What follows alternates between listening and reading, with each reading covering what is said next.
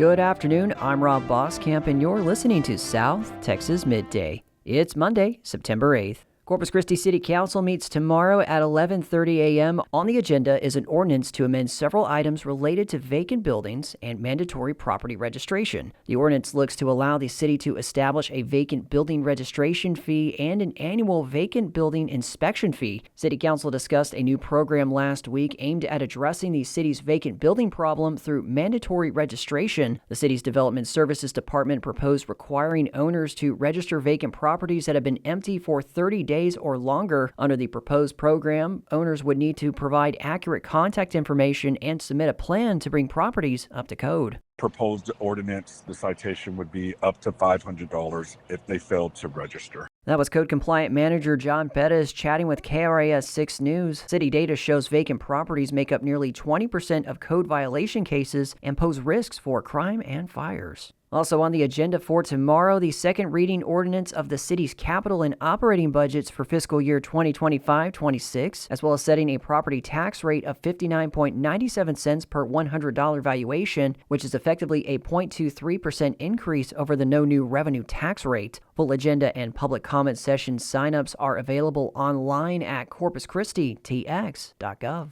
Former Beeville Police Chief Kevin Behr has filed an official employment grievance with the city of Beeville, alleging sexual harassment and improper disciplinary action. According to a letter sent to city officials by his attorney, Behr experienced sexual harassment from a Beeville PD sergeant. The grievance alleges that the sergeant engaged in inappropriate conduct in the police department hallway. The grievance further alleges that when an investigation was conducted back in July by a third party, it focused solely on a complaint against Behr, ignoring his claims of harassment. Behr was terminated on August 21st for allegedly making lewd sexual remarks, despite the attorney's assertion that no signed complaint or evidence supported the city's claims. No new tropical development in the Atlantic is expected over the next week, which is rare considering we are currently in peak hurricane season. In the Pacific, Hurricane Kiko is likely to pass north of the Hawaiian Islands, but could still produce life-threatening surf and rip currents. Back in Texas this past weekend, scattered storms did little for local waters. Lake Corpus Christi levels are at 16.6%, while Choke Canyon Reservoir is currently at 11.7%.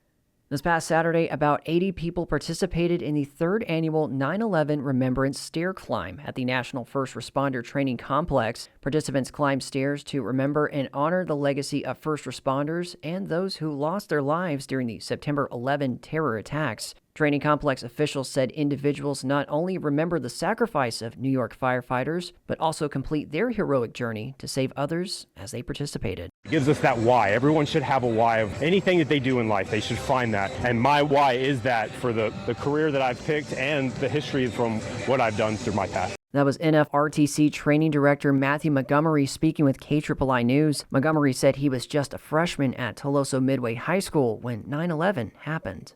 By unanimous vote, Brownsville ISD Board of Trustees have approved the administrative recommendation to name Anna Galson as the district's new chief of police. Galson will oversee a department of 73 police officers and 53 security officers. Her appointment came at the regular meeting of the BISD Board of Trustees last week. Galson served with the Brownsville ISD Police and Security Services Department from 2003 to 2019. Since 2019, she has taught criminal justice at Rivera Early College High School. She has also been a reserve officer with Brownsville ISD Police Department since 2020. Victoria College's Associate Degree Nursing program has been ranked number 1 in the state by registerednursing.org. The 2-year program has a 100% pass rate and emphasizes hands-on clinical practice, critical thinking, and professional nursing principles. 2 officers with Victoria County Animal Services recently became certified in adult mental health first aid. Mark Sloat, director of VCAS, shared with 25 News Now that this certification helps them recognize and respond appropriately when individuals in mental health distress are encountered during animal rescue calls. It helps the officers be more aware of where somebody might be at in their mental health crisis, if they're in crisis. And honestly, it's a lot of what not to do,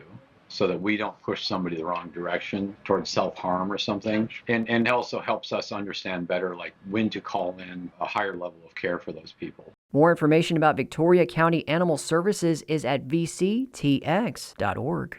In state news, Texas is seeing an explosion of cases of typhus, a disease that, if untreated, can be fatal. Typhus is spread by fleas and was almost eradicated from the United States, but now it's making a comeback. And as Texas Public Radio's David Martin Davies reports, it's taking many by surprise. When Dana Clark plays her antique pump parlor organ these days, it takes extra effort.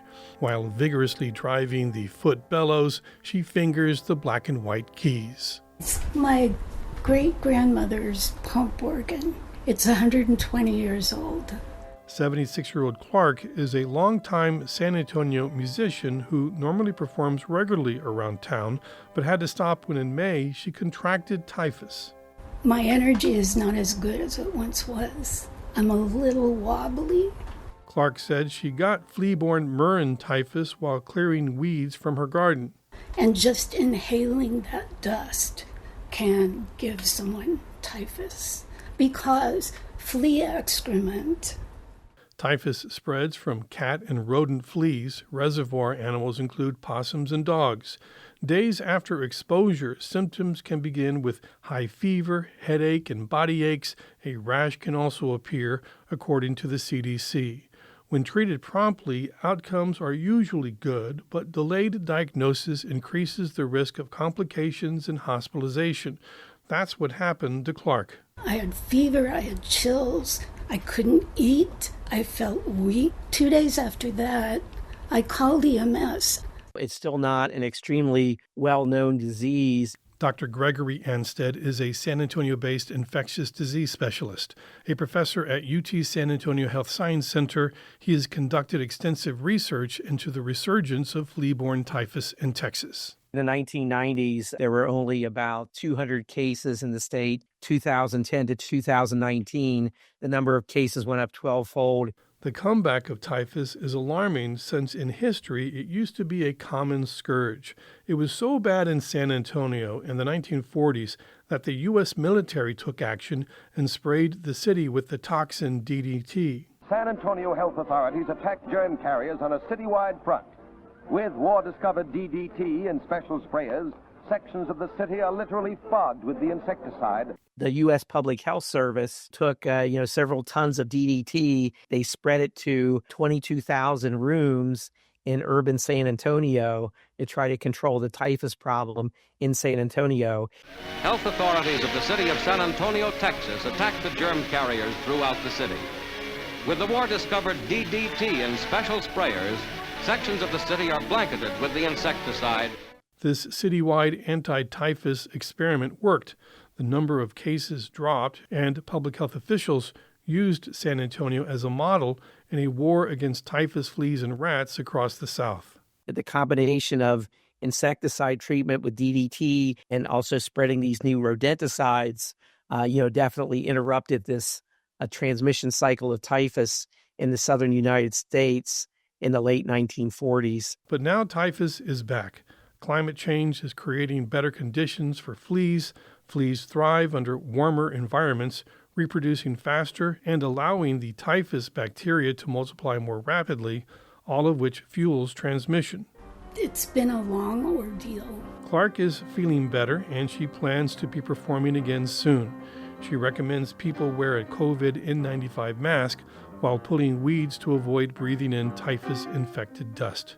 I'm David Martin Davies in San Antonio. 2 Powerball players, one in Missouri and one in Texas, won the nearly $1.8 billion jackpot this past Saturday. The winning ticket in Texas was sold at a gas station convenience store in Fredericksburg, according to the Texas Lottery. The $1.787 billion prize was the second largest U.S. lottery jackpot in history. Each ticket holder will have the choice between an monetized prize of $893.5 million or a lump sum payment of $410.3 million. Both prize options are before taxes.